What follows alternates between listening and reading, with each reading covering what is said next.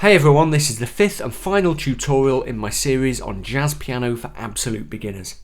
So far in the series we've thought about chords and scales pretty much from scratch and how you combine them to create jazz improvisations.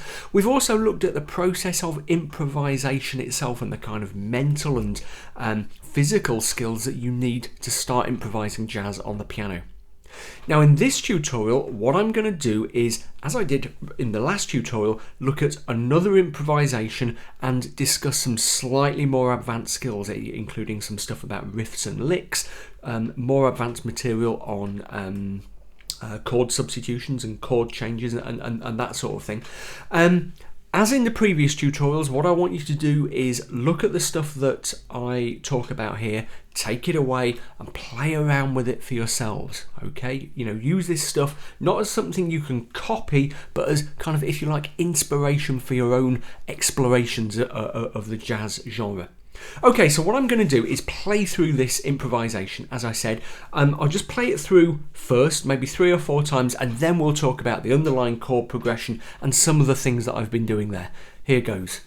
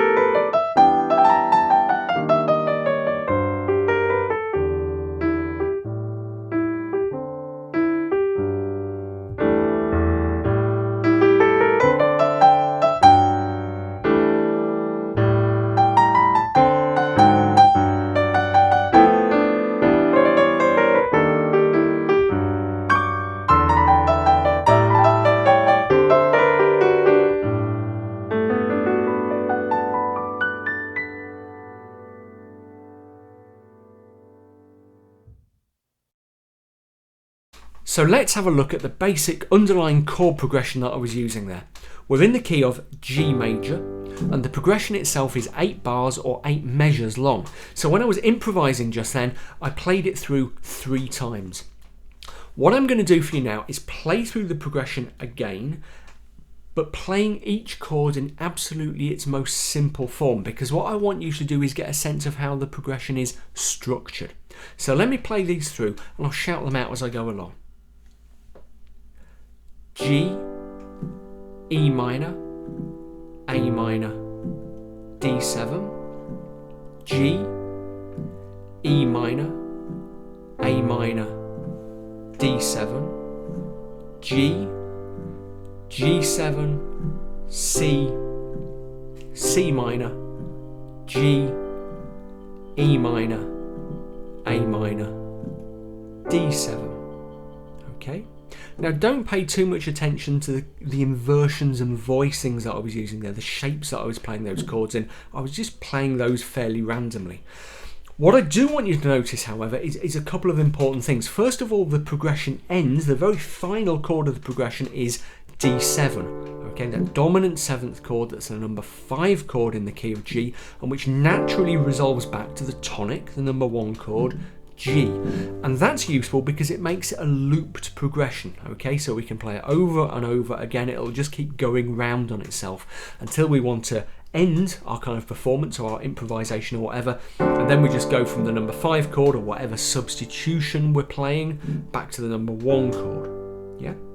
Apart from that, it's a very kind of simple progression. It's quite repetitive. So each chord in the progression lasts for 2 beats. So each bar contains 2 chords. 1, 2, 3, 4, 1, 2, 3, 4. Yeah, very kind of simple and straightforward.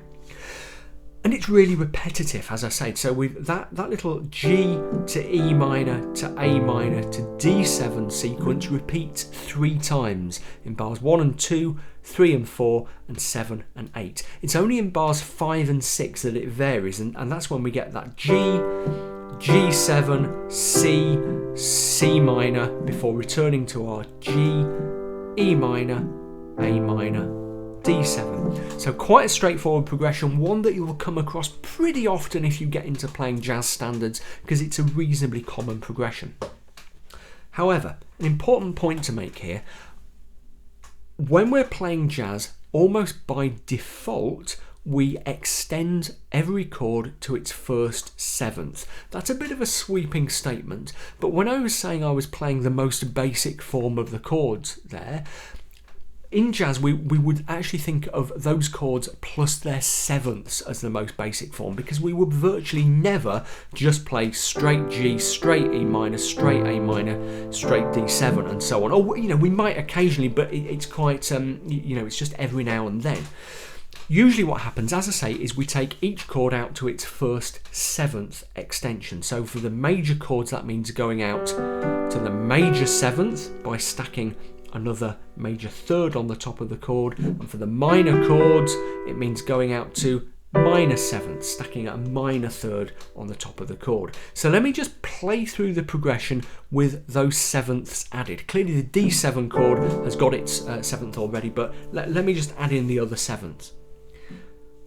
G major 7, E minor 7, and again don't pay any attention to the inversions that I'm playing, A minor 7, D7, G major 7, E minor 7, A minor 7, D7, G major 7, G7, C major 7, C minor 7, G major 7, E minor 7, A minor 7, D7. And straight away you can hear how we're getting that much more distinctively jazzy sound just by adding those sevenths. So the chords with their sevenths added were kind of the starting point for my improvisation.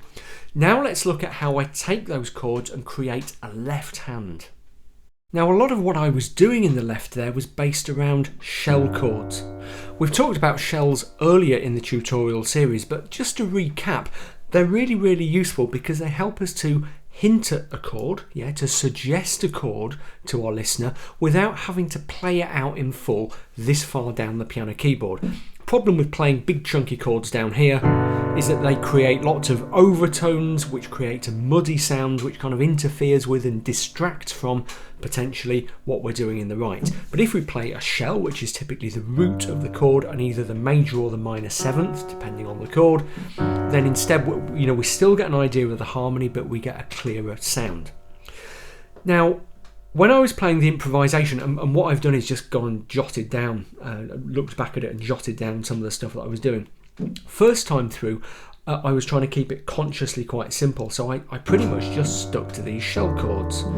Okay, in the left, G major 7, E minor 7, A minor 7, D7. And that was pretty much it, except for where I had the G, G7, C, C minor in bars 5 and 6, and there I did something like this: G major 7, G7, and I'm not worrying about spelling out the full chord up here because I'm just about high enough up the piano keyboard to do that. If I were playing an acoustic piano that was slightly out of tune, then that might be a bit questionable, might be a bit muddy, but I can get away with it here. Then I went for C major 7, regular shell chord, but the C minor 7, although I didn't include the 7th, I played like that, which was basically just the C and the minor third, but a 6th apart rather than a 3rd apart, just to hint at the minor sound and to keep things nice and clear. Okay, but pretty much first time through it was just like that. Now as I went on through the improvisation, I developed things in two kind of distinct ways. First of all, I developed things rhythmically, and in fact kind of, to be honest, this was present from the start. What I mean by that is that rather than just playing each chord with its exactly allotted 2 beats, 1 2 3 4, 1 2 3 4, I was actually pulling the left hand chords around a little bit, and in particular anticipating the beat with them sometimes. So rather than the very straight, what I actually had a lot of the time was something more like, I'm speeding up a bit here to kind of exaggerating it, but kind of anticipating the beat. It wasn't happening all the time, but enough just to be noticeable and to give a clear sense of kind of jazzy swing, and also a sense of forward movement to the improvisation. And that's kind of useful because when you're soloing, you don't have a drummer or a bass player behind you. You have to create that rhythmic effect yourself. And the temptation when you're playing jazz piano is always to create a very busy left hand that does that. And you don't really need to do that. Just using that little bit of chord anticipation will kind of do that for you, that bit of rhythmic anticipation. The other thing that I was doing increasingly as I went through the 3 runs through the chord progression was developing some of those chords, adding extensions and kind of little bits and pieces of substitutions every now and then. So for example, I think it was on the second time through, instead of playing the E minor 7 shell chord, I played this instead. Okay, so there are a couple of ways you could label that. Again, notice I'm not worrying too much about spelling out the full chord. I think I'm more or less high enough up the piano to do that. A couple of ways you could label that. I could say it's something like an E minor 7 with a sus 4, I guess, or you could label it as E minor 11 because that's E minor 7, obviously that's E minor 9, and that A will be the E minor 11. Whatever you want to call it, that's what I was playing. And again, this is kind of an important point. Don't get too hung up on knowing exactly what a chord is called. Yeah, if it sounds cool, play it. You know, it's good to know for theoretical reasons, but don't worry about whether, is that sus, is that an add 11, whatever. It doesn't really matter. What matters is the sound. So instead of the straight G to E minor 7, I was getting this kind of richer, more interesting sound in the bass. A couple of times, in fact just once actually, I spelled out 4 A minor 7 chords there and a full D7 but with an added 9th, okay, for a bit of variation. Very often I was still interposing these, interspersing them with my shell chords.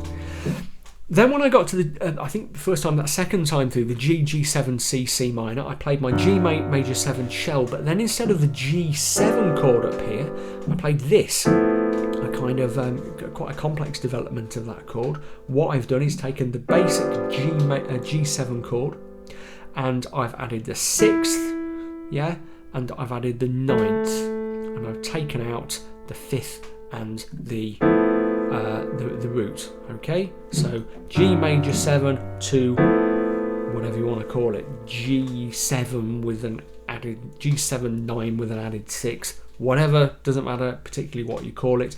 Notice how the chord is still doing its job, the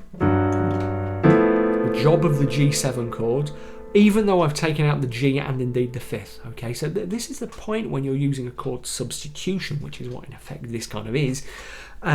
It still does the job of the original chord, even though it's actually quite different. Yeah, similar things happened after that, because I went from that chord to that chord, and then instead of the C major 7 chord, I played this straight, what looks like an E minor 7 chord. What in fact it is a C major 9 chord, but with the C dropped out. So instead of the C major 7, I played E minor 7, and then instead of C minor 7, I played E flat major 7, which again is just a C minor 7 chord with the 9th added and the root taken out. Okay, and again I'm getting a little bit into the uncomfortable zone for playing a full chord, but you know, I'm more or less getting away with it. Then in the third time through, I was playing many of the same kind of substitutions and extensions and stuff, but I began to add a little bit of rhythmic interest on top of what I've already got. So I was doing things like this. Yeah, something like that I think I played. And when I did the G7 C C minor, I gave it the... Okay, just gave it a little bit of movement just there. Again, it's about creating interest. As things, I think it's fair to say that I did this, yeah, as things got a little bit more complex in the left, I made things I gave it a bit of breathing room in the right, so there are a few little pauses there in the right. When we go through and analyse the video in detail in a second, you'll see what I was doing there, but I did make a little bit of space, yeah? I didn't want too much stuff going on at once, most particularly because I'd probably get lost, okay? Also, at one point, I gave a little tiny hint of a tritone substitution, really interesting effect in jazz. I think it was third time through, I went to dum bum. Okay, down to there before going back to the G major 7. Okay, tritone subs are, I do have the whole tutorial on them somewhere, so dig around and look for that. But tritone subs are a really common sort of sound in jazz. Okay, it's basically where we're taking the this is a really quick and dirty way of describing it, but it's basically where we're taking the chord, the dominant 7th chord that is a semitone up from the tonic chord, and very often putting a 5th in the bass, and that resolves really nicely to the tonic. Okay, it's called a tritone sub for a different reason from that, but let's not dig into that now. That's what it is, tritone substitution. Do look it up, and I just kind of hinted at it there, yeah. Okay, so there we go. That's what I was doing in the left. Now let's have a look at some of the things that I was up to in the right hand. Now in the right hand, I wasn't actually using many techniques that we haven't covered before, particularly in tutorial number 4. Yeah, so the kind of scales and the approach that I was using there, so you know, some of the kind of flat 6ths and flat 9ths and things like that were you know, stuff that I've covered off before. So I'm not going to dig too deeply into that subject now. I'll mention some of it when we go through the improvisation in detail, as I will do in a second. But there was, as I say, nothing radically different. That's not to say that there isn't an enormous amount more for you to discover about jazz piano improvisation in the right hand, because there is, you know, kind of all the different scales, modes, things like that. But they're kind of beyond the scope of this kind of short series, which is very much aimed at getting you going, introducing you to the basics. So, as I say, nothing desperately different there. I would just mention, however, some little riffs, some little licks, you can use the term in terms interchangeably, that I was using especially towards the end. Licks are really handy because you can just, they're kind of little pre-learned sections that you can just kind of slot into your improvisation. And towards the end there, of the third time through, I was using a set of licks that I use so often it's virtually a cliche. You know, if you watch the piano before, you watched the channel before, you'll have seen me use these before. But in this kind of position, moving down the keyboard.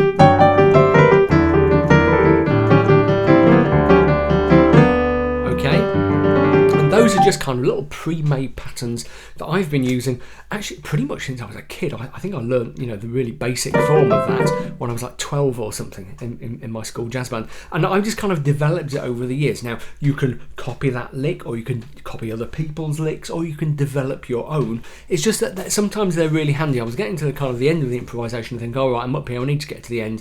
What am I going to do? And this is a really natural thing for me to do, yeah. I can kind of go up and down the piano doing that all day long if I wanted to. So just something for you to think about there. If you, you know, as I say, copy other people's licks, copy mine by all means. But if you find yourself working on your improvisation, these little patterns come out and you think, oh, that's nice, just kind of store that away. Put it in your toolkit. I mean, we've talked about the toolkit in the past. Put it in your toolkit and bring it out when you can, you know, when you can use it another time. Okay, and that's how you develop your kind of interesting little licks. Okay, so now let's go back and look at the improvisation. I'll do what I did last time and talk you through in detail some of the interesting stuff. Well, I think it's interesting. Some of the interesting stuff that was going on in there. Okay, here we go. Okay, so here we are in screencast mode, and what I'm going to do is just whiz back and forth a little bit through the video and talk about some of the stuff that's going on here and highlight some of the stuff that I was talking about in earlier in the tutorial. This tutorial is actually getting pretty long now, but I'm working on the basis that if you've made it this far, you kind of share my geeky interest in some of the stuff that's going on here. So yeah, stick with me. Okay, the first thing I want to talk about is the rhythmic anticipation in the left hand. You remember a minute or two ago I was talking about how I was just using a little bit of anticipation in the left hand just to create a sense of swing and a sense of drive. We can see that more or less from the start of the piece actually. what I'll do is count it, yeah? So we've got a little bit of introduction in the right, a part bar, a part measure in the right, but then the first measure, first bar proper starts when I hit that G major 7 shell in the left, and I'll start counting then. Okay, here we go. 1, 2, 3, 4, 1, 2, 3, 4. Okay, can you see how the first couple, the G major 7 and the E minor 7 shell, were roughly that they were both roughly coming down on the beat, but then with the A minor 7 shell and the D7 shell, I came in just slightly ahead of the beat each time. It wasn't as much as half a beat, it might not even have been as much as a quarter of a beat. It was just a kind of shade ahead, a tiny bit of anticipation there. Let's just do that again. I'll not count this time, but I'll show you where it's happening. So we go running on the left, boom, boom, yeah, boom, yeah, there we go. Just a little bit of anticipation there. Okay, fine. And as I say, that kind of helps to build a sense of swing and kind of creates the rhythmic drive that we need. Right, let's look at this initial kind of mucking about in the right hand that I've got here. Going up a sort of bit of a chord shape, quite pentatonic-y. Okay, let's just break that down a little bit. So, kind of quite a pentatonic sound there. I was kind of leaning on notes like D, E, obviously G because that's the tonic, which gives us a kind of pentatonic effect. But then I hit the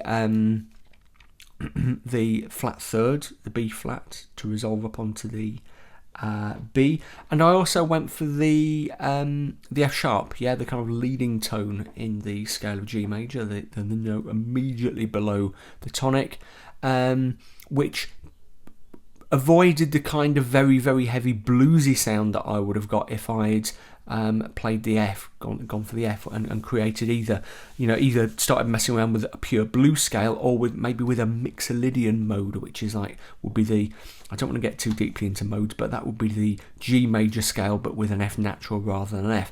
Let's just listen to that again. As I said, think about them, there's loads of modes and scales you have in jazz, and I don't want to spend ages talking about them because it's something you need to explore for yourself. This is very much a beginner's series, but that was just a little hint of that. Some of the stuff we've got going on here. Let's listen again. Quite pentatonic-y. Yeah. And again there I was just playing around with the the flat third and the major third, the minor third and the major third there, just to give it that little bit of chromatic kind of hint. And you may not have come across the term chromatic. A chromatic scale is one that uses every white note and black note going up the keyboard, and if we have a lot of notes being played quite close together in a melody, in a melodic line, we often talk about chromaticism, and jazz improvisation especially uses chromaticism a lot of notes that are quite close to each other, semitones resolving up to each other and so on. Let's just go back and have a look at that descent down.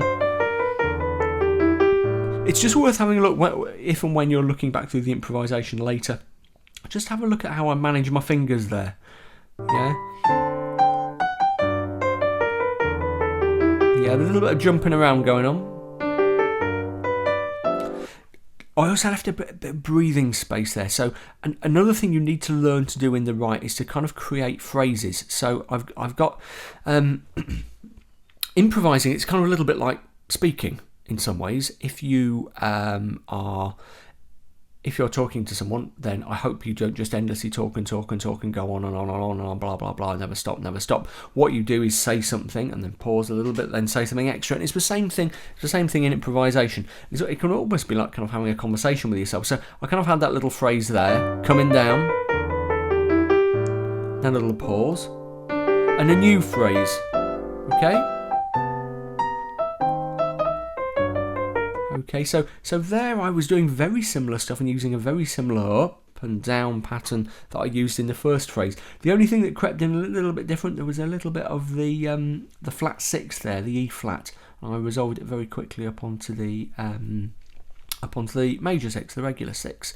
Okay, let's keep going.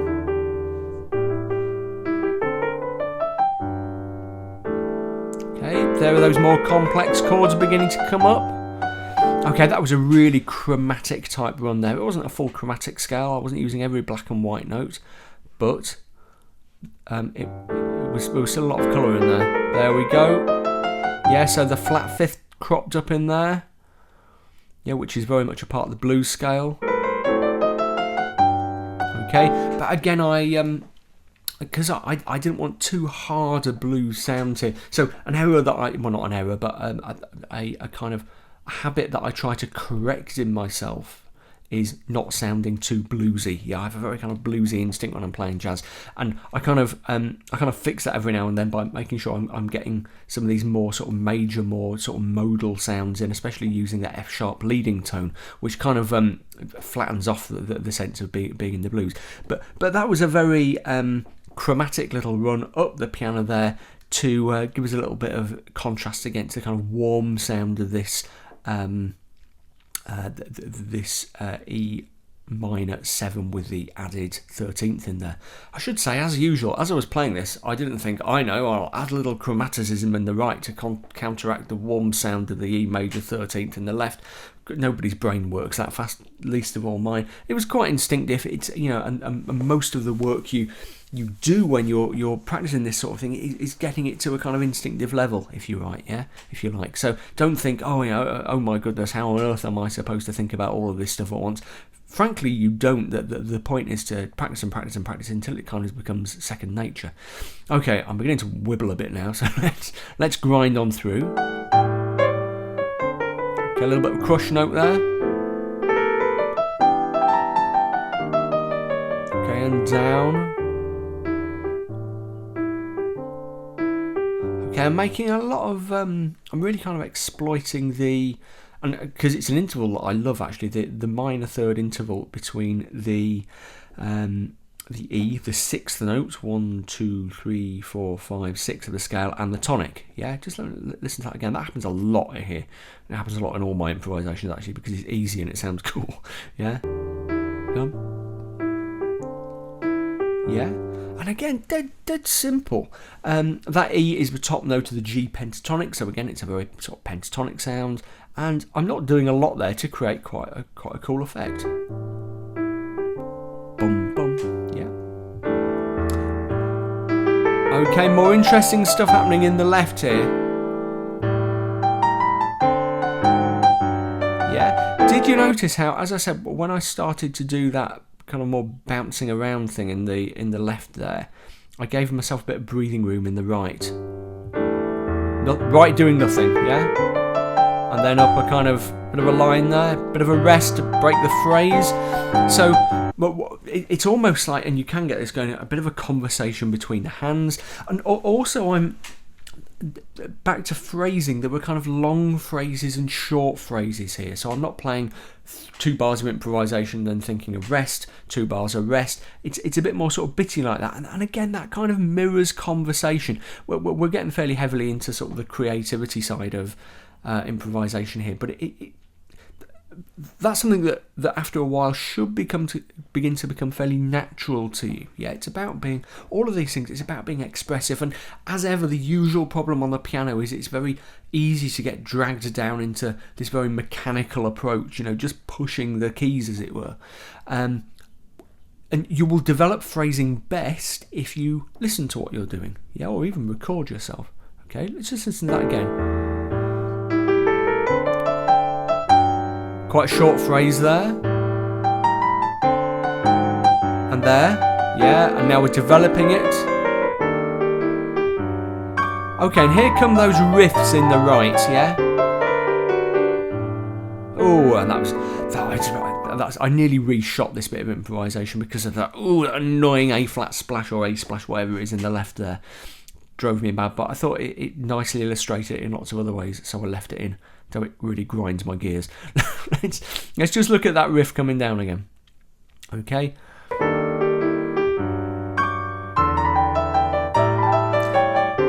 A little bit of a writ there, a slowing down. The great thing about riffs, licks, call them what you like, is that when I was coming down there, I was kind of on autopilot because I knew what was going to take me from here down to here towards the end of the progression, I didn't really have to think about it. I could kind of relax, okay? But at the same time, it's kind of a cool sound. And while I was... Another thing to note, actually, this kind of lick in the right is reasonably complex. So as I started playing this kind of quite complex stuff in the right, quite busy stuff with quite a few notes sounding at once, I simplified back to ordinary shell chords in the left here. Here we go. Let's just watch it again. Bit of a rit, yeah, and just on quite a cool little G chord with an added ninth and the major seventh in there. Yeah. Okay, hallelujah. That is kind of it. That's the end of my series of tutorials on jazz piano for absolute beginners. I really hope you have enjoyed them. Based on the feedback from the first 4 in the series, it looks like most people pretty much have done, and people have learnt from this stuff, which is fantastic to know. It's always nice to know when, you know, the stuff that I'm doing is kind of working out for people. So I hope you like this one as well. If you have any questions or comments, stick them in the comment thread. I always try to answer them. It sometimes takes me a little while, but I always do. If you haven't subscribed to the channel, hit the subscribe button, bottom right hand corner of this video. Follow me on Facebook, follow me on Twitter. The links are underneath the tutorial here. And if you'd like to support what I'm doing, then you can do that on my Patreon page, my crowdfunding page, www.patreon.com/Bill Hilton. $2 or $3 a month per tutorial, whatever, anything you can spare, just helps me to devote more time to doing this kind of thing. Or you can buy one of my books, which I always talk about. It's kind of tradition at the end of my tutorials. And the biggie is How to Really Play the Piano, the stuff your teacher never taught you, digital and print editions, all the stuff you kind of need to know about chords in particular. For beginning with piano improvisation. And there's also a chapter that will help you work on your improvisation quite intensively, actually, using 12-bar blues as a way in, and various other tips and tricks in here, and lead sheets and comping and stuff. It's actually, I was talking to someone about this the other day. It's actually quite unbelievable. I wrote this book in 2009 and I expected it to sell about 4 copies, and it sold an awful lot more than that, and most people seem to really like it. Have a look at the Amazon reviews sometimes. You know, I've got some, I'm pleased to say, and slightly humbled to say that I've got some really good reviews on there. So if you don't have a copy of How to Really Play the Piano, do please consider checking that out. Or one of my other books, Cocktail Piano, 7 Studies in Pop Piano. You'll find out all about it, all about them, elsewhere on the channel or on my webpage, billspianopages.com, where you can buy the book. Anyway, there we go. That's it. It's getting on a Friday afternoon. I've got to go and pick my little boy up from nursery. So now it's time to knock off and say I really hope you've enjoyed this, and I will see you in my future tutorials, more of which are coming very, very soon. Take care and happy jazz piano playing.